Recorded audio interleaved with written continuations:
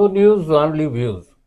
दोस्तों, Madhya Pradesh power transmission company की एक टीम, जिसमें कि इंजीनियर जितेंद्र तिवारी, विकास भारिया और आशुतोष राय, जी।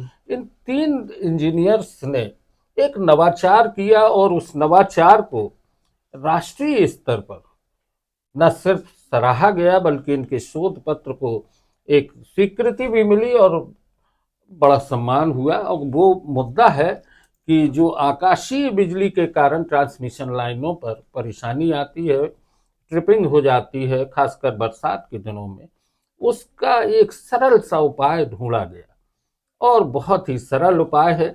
हमारे साथ हैं इंजीनियर जितेंद्र तिवारी जी, हम आपका स्वागत करते हैं। जी नमस्कार, बहुत और धन्यवाद। सबसे पहले तो नो न्यूज ओनली व्यूज के दर्शकों की ओर से आपको बहुत सारी बधाई। बहुत बहुत धन्यवाद सभी का, सभी दर्शकों को। आखिर ये जो पूरा आपने एक नवाचार किया, हम चाहेंगे कि आप हमारे दर्शकों को थोड़ी सा बताएं किस तरीके से ये प्रयोग हुआ, कैसे आपको ये तीनों जो आपके साथी हैं, एक टीम है, ये प्रेरणा कहाँ से आई? जी, हम जैसा कि जानते हैं कि जब भी हमारे सामने कोई परेशानी आती है तो निश्चित तौर पे हमारा मानव दिमाग जो है वो प्रेरित होता है नए समाधान ढूंढने के लिए। उसी में से हमें भी एक परेशानी का सामना करना पड़ा वर्ष 2022-23 के दौरान। आज के समय में हम देख रहे हैं कि आकाशीय बिजली का कुछ दौर बढ़ता चला जा रहा है। तो इसी दौरान हमने ये देखा कि जो हमारा 220 केवी उपकेंद्र जबलपुर है, यहाँ से निकलने वाली जो लाइनें हैं, पर्टिकुलरली जो हमारी VFJ line, Vinoba Bhave line जो जाती है, इससे हमारी शहर की जो विद्युत व्यवस्था है वो प्रभावित होती है। तो वर्ष 2022-23 के दौरान 23 जुलाई 2022 को हमने देखा कि एक आकाशीय बिजली के कारण हमारी लाइन के लोकेशन नंबर 4 के सारे इंसुलेटर जो है वो फ्लैश ओवर हो गए हैं। और न केवल लाइन प्रभावित हुई बल्कि हमारा उपकेंद्र भी प्रभावित हुआ। वहीं से हमको इस बात की प्रेरणा मिली कि कुछ ऐसा उपाय ढूंढा जाए जिससे हम इसका परमानेंट इलाज कर सकें, कुछ हमें ऐसा समाधान मिल सके जो ये आकाशीय बिजली से होने वाले अधिकतम नुकसान को बचा सके। तो इसमें आपने ऐसा क्या, आप लोगों ने मिलकर क्या समाधान निकाला और कितना, उस पर खर्च कितना आएगा? खर्च एक नगण्य खर्च हम इसे कह सकते हैं, क्योंकि हम एक इंडस्ट्री में हैं और इंडस्ट्री में खर्च कई लाखों तक के भी समाधान होते हैं और हमने कुछ इसको ऐसे कहें तो कुछ हजारों में ही हमने इसको अचीव कर लिया। माने जो चीज लाखों में होना थी उसको हजारों में कर दिया, माने अपने ही घर की समस्या को अपने ही तरीके से हल कर दिया। जी। तो वो क्या था? हमने ये देखा कि हम इस आकाशीय बिजली को पर्टिकुलरली हिली टेरेन में ये होती है, जहाँ पहाड़ी दुर्गम क्षेत्र हैं, तो ऐसे क्षेत्रों में अर्थिंग रेजिस्टेंस हमको नहीं मिलता हमारे टावर का, जिसे हम TFR कहते हैं, टावर फुटिंग रेजिस्टेंस।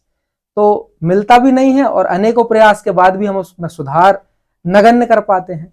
तो हमने ये देखा कि हम उस पर्टिकुलर टावर पर यदि हम करेंगे तो हमें कम लाभ होगा, और यदि हम उसका एक जोन बना दें, ऐसे एरिया जहां पर हमें अर्थिंग करना संभावित है, उन एरिया को हम चिन्हित करें और उस जोन में दोनों एंड पर हम अर्थपिट बना दें, और उस अर्थपिट के साथ हम यदि हमारे टावरों को कनेक्ट कर देते हैं तो वो पूरा जोन हमारा प्रोटेक्ट हो जाता है। ये आइडिया न केवल जबलपुर में हमने इसका प्रयोग किया बल्कि हमारा होशंगाबाद में जो हमारे सहयोगी हैं, साथी इंजीनियर हैं, आशुतोष राय, उन्होंने इस प्रयोग को होशंगाबाद नर्मदापुरम की जो लाइन है, इटारसी नर्मदापुरम की तरफ जो लाइन है, उनमें सतपुड़ा हिल्स में इसका बेहतरीन प्रयोग किया और वहां भी हमें बहुत अपेक्षित परिणाम मिले। अच्छा, एक बात आती है कि आकाशीय बिजली तो काफी तेजी से आती है जी।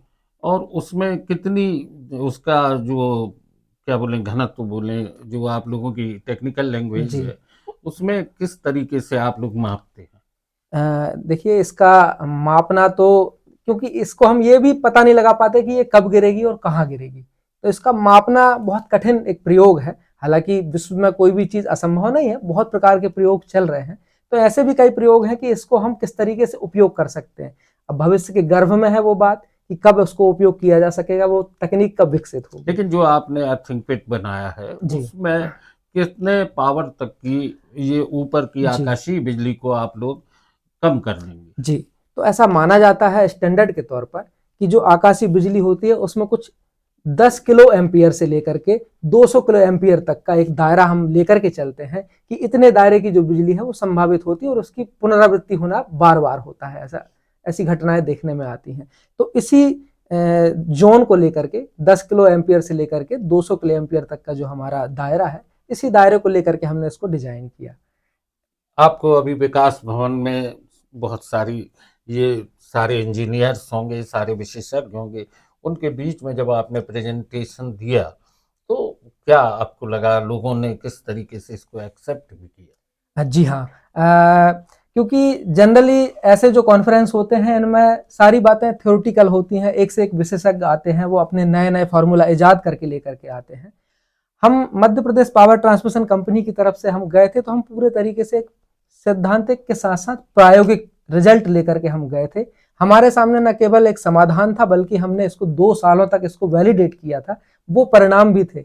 और जब हमने इसको तथ्यों के साथ उनके समक्ष रखा तो इस बात की हमें बहुत प्रशंसा मिली कि एक शासकीय ऑर्गेनाइजेशन इस तरीके से जमीन पर आकर के और एक परीक्षण करता है और उनके प्रयोगों के परिणाम लेकर के आता है। इस बात की हमें बहुत प्रशंसा मिली।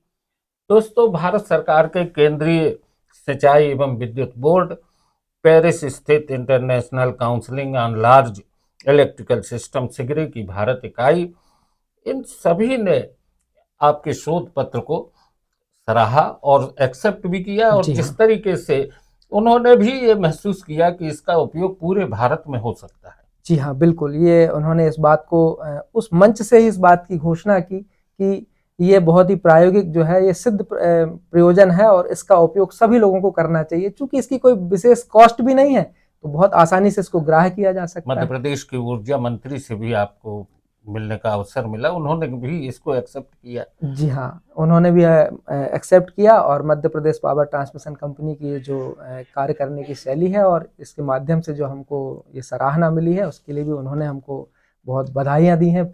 तिवारी जी, एक मुद्दा आता है सुरक्षा, जी। इसको लेके भी कुछ आप लोगों ने सोचा? जी हाँ, जैसे ये कॉन्फ्रेंस का शुरुआत ही सुरक्षा से होती है और चूंकि सुरक्षा का सबसे महत्वपूर्ण अंग है अर्थिंग, तो हमारी जो विद्युत स्थापना है उन सभी के लिए अर्थिंग अति महत्वपूर्ण है। अब चाहे वो ट्रांसमिशन सेक्टर की बात हो या हमारा घरों तक जो पहुंचने वाली वितरण की जो इकाइयां हैं उनके माध्यम से जो बिजली पहुंचती है उसकी आपूर्ति की बात हो, तो सुरक्षा एक अति महत्वपूर्ण मुद्दा है। तो इसमें अर्थिंग एक महत्वपूर्ण भूमिका निभाती है।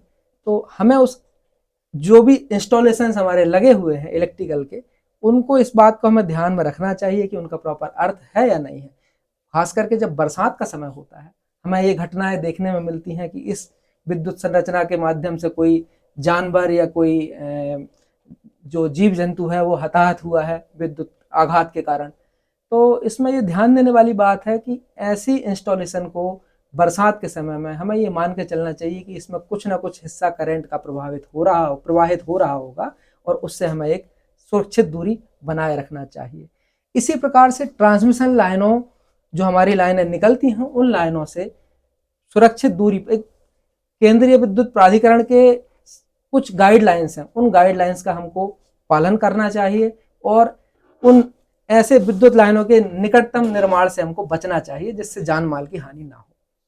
दोस्तों, आपके घर सदैव बिजली, ये एक मध्य प्रदेश विद्युत मंडल या पावर ट्रांसमिशन कंपनी या ट्रांसको, सबका एक उद्देश्य वाक्य भी है और हमारी सरकार चाहती भी है कि हर घर में बिजली हो और उस बिजली की आपूर्ति भी हो।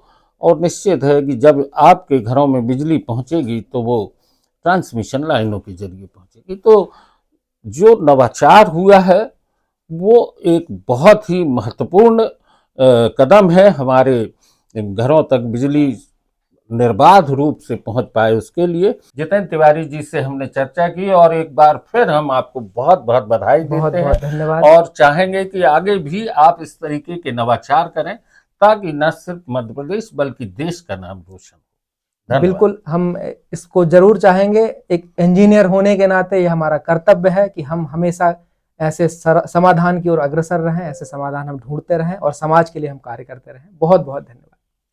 नमस्कार।